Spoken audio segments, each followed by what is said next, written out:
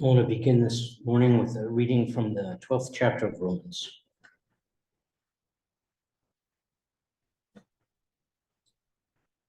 I'm speaking to you out of deep gratitude for all that God has given me, and especially as I have responsibilities in relation to you.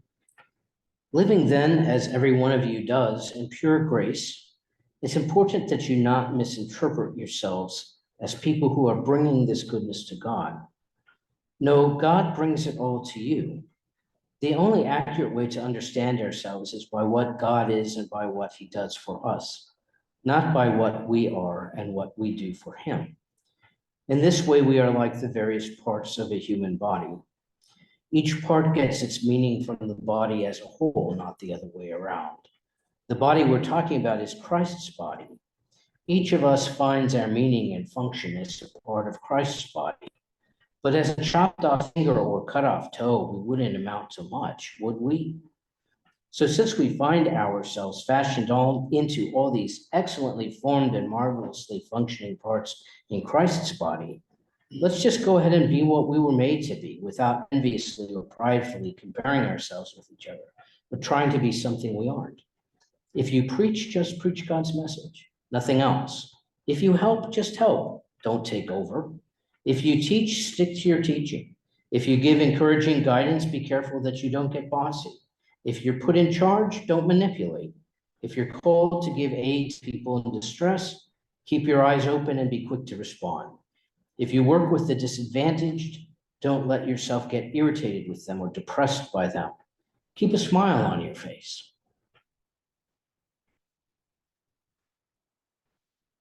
Over the past 2 weeks, I have worshiped at 2 memorial services for friends who had a large and intense impact on the religious society of friends. One who was a teacher of peace and justice, one who was a gifted administrator and organizer and theologian in a uniquely Quaker way. Both of them died from cancer before they had a chance to enjoy retirement, before they had a chance to enjoy time as grandparents, but also for the same reason, before the people on whom they had the most impact had the opportunity to forget them. So both memorial services were deep and rich appreciations of the work they had done on God's behalf in God's creation. And my own experience of the two of them, Lonnie Valentine and Eden Grace, and the messages that were shared at their memorials confirmed how different they were from each other in temperament and personality and interests. Yet both had fruitful ministries, and it would be impossible to weigh one against the other to see who had more impact for God's kingdom. So I have been thinking again, as I often do, about the fact that we all have within us gifts to use on God's behalf. That one way of understanding Jesus' teaching that love is laying down one's life for one's friends is to understand laying down as giving away, and that we give ourselves away according to the gifts God has given us and called out of us to give away.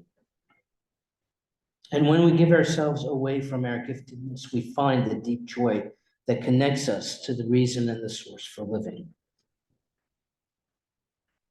I think it can be hard for us to see ourselves in Paul's particular list of gifts: preacher, helper, encourager, prophet, leader, counselor, dispenser of mercy. Or maybe to see how they are relevant in life beyond the walls of the church. I think one of the reasons for that is because our lives are more specialized now than life was 2,000 years ago. Nowhere, for instance, does Paul mention the gift of sewing or creating cloth or clothing design, and yet those gifts are absolutely necessary for clothing the naked. In Paul's economic world, he could assume that making clothes would be done by most anybody at home. But we can no longer assume that. And so a gift for creating clothing can be as useful as a gift for prophecy, by which I mean it can also be considered a spiritual gift in the sense of a talent or calling given by God to us for us to give away on behalf of the world.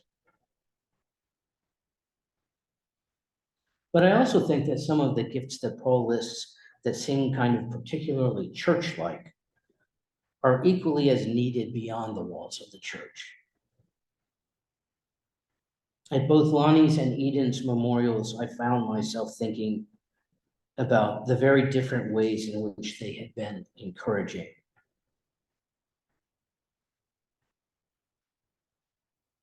Thinking about this mostly the way it impacted me personally, by urging me onward to give away what God has given to me to give away.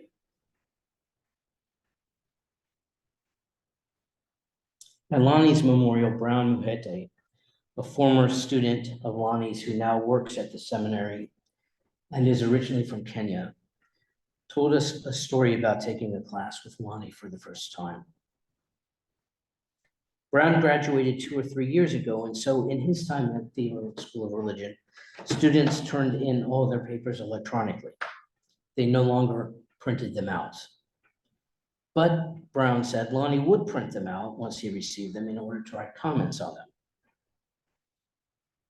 And I remembered the comments Lonnie used to write. And his handwriting largely resembled the handwriting you might find on a handwritten prescription you received from a doctor. Sorry. Idiosyncratic, shall we say. Nonetheless, in my time, because I'm of an age where I grew up reading cursive, students could read between 60 to 90% of what Lonnie wrote on his papers. However, Brown told us about taking Lonnie's marked paper from out of his student mailbox, looking at it, and not even being able to understand what it was. So he went to Lonnie's office, handed him the paper, and said, "Lonnie, what is this?" So Lonnie looked at the paper and began to tell Brown what the comment said, until he realized that he also could not read his handwriting and did not know what the comment said.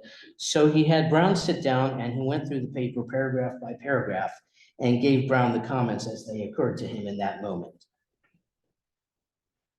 What I most remembered, though, as Brown told this story, was that the last comment Lonnie made on pretty much all my papers, and this one was usually legible, and I assume on every other paper besides mine, but the last comment was always "carry on" with an exclamation point. And that what that meant to me was, you're doing okay, you're getting this, you're on the right track. You have some thoughts worth thinking. Carry on.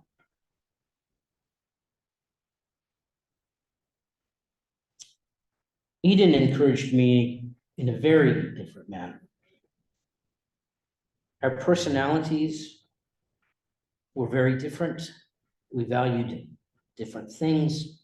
We were from different locations in the country. We were from different social classes, and all of these things meant that when we worked together in the office, there was frequently tension between us.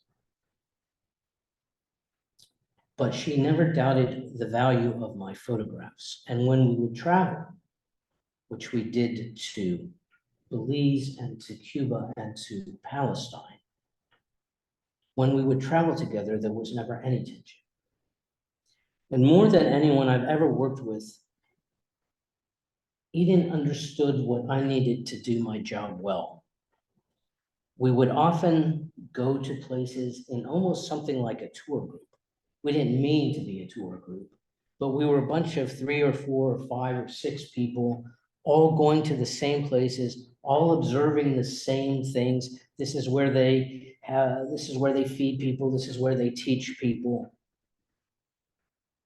And she understood that in that group setting, what I needed was to get away from the group, to have people not pay attention to me, and to be free to be somewhere else where something was actually going on, rather than people showing the important visitors, the VIPs, what was up. And so Eden took it on herself to be the important VIP so that I could do my work.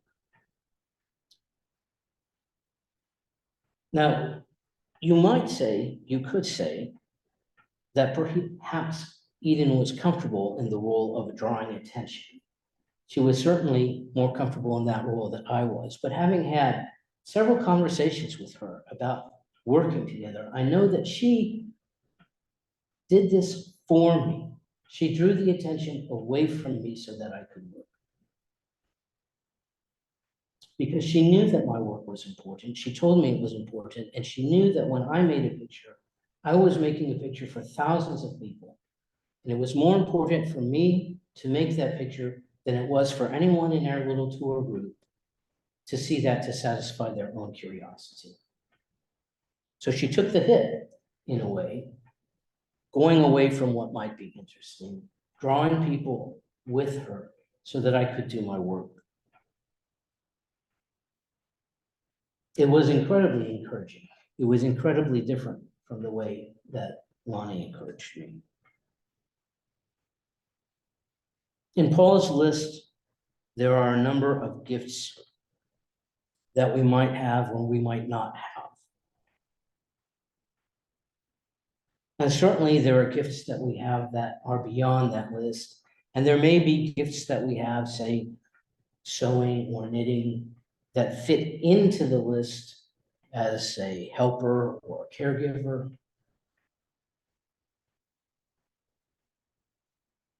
Our gifts on the whole are unique, and we can't necessarily expect to find them in someone else's list. It's between us and God what they are. But I also wonder, even though Paul is telling us some have this gift and some have that gift, I also whether we couldn't all cultivate the gift of encouragement. There is so little encouragement in our world these days. There are angry voices, disappointed voices, critical voices, but not much encouragement.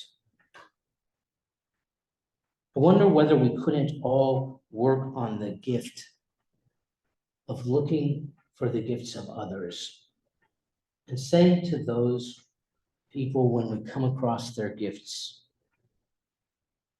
I've noticed you. I see your gift here. I see how you're using it, and I'm grateful that you are. Carry on.